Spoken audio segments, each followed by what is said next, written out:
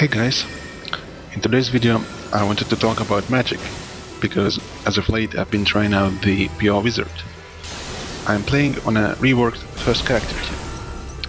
Even before the game's release, I knew I would start as a sorcerer, seeing that carry a knight's sword in a trailer and seeing piercer in a network test. Also, about 80% of my characters here are hybrids, contrary to Dark Souls 3. And I still have a few more ideas. Hell, I might not stop making mages in this game. At this point, spells are too ingrained in my playstyle. The concept of being a pure sorcerer and not relying on a physical weapon was completely alien to me, so I'm still learning things here and there. But I must say, it's been a pretty smooth sailing so far, with casting being a huge step forward in Elden Ring compared to previous games, and a vast variety of options. I am really lucky those two are not surrounding me, so I have all the time in the world to drop my Terra Magica and set up phalanx. I use a H4 version in order to conserve a spell slot. What I can say is I've been having a blast with this. As a wizard, I have a privilege of keeping everything in front of me, so that I don't have to get in between of multiple opponents, only to be blindsided by some jumping attack. Now it's up to the other party to engage. Magic Green Blade is my bread and butter. I don't think it has much hit stun on its own, but it becomes very intimidating when you start doing literally anything else. It creates pressure just by being there, and it has to be strafed or rolled.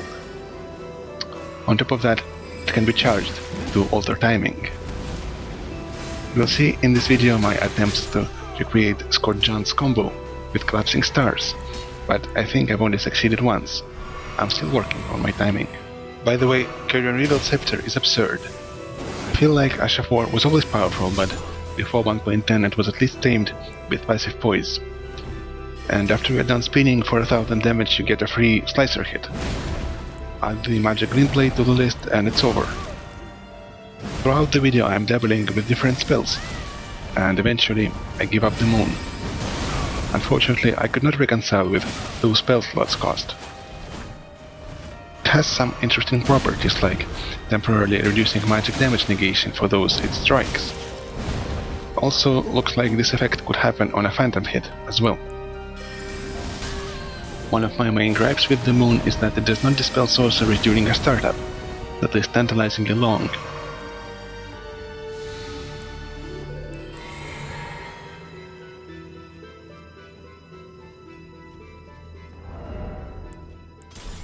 Now, I should say, I still use my Moonlight from time to time.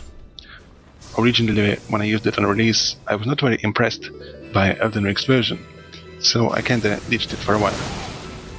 It seems like it was buffed a couple of times alongside overall Greatsword's class, and the beams have a much better tracking now. Hyper armor changes help too, of course. Also, I didn't know until recently that you can charge them, so after watching Saint play on Redeemed Jeff, I started doing it. I honestly did not expect the red circle to reach me here, so that's my bad. I have 70 intelligence on this build, or 80 when I drink my flask, so the beams do significant damage, even if they are not boosted by any talismans. Also, I'm wearing a somewhat heavy armor, so I can trade with few weapons in my favor.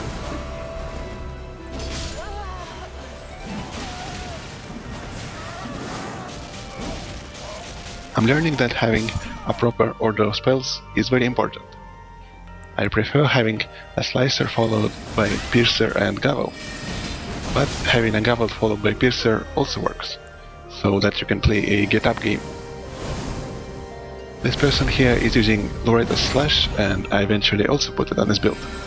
Because it has instant hyper armor, I can just force trades with it when I want.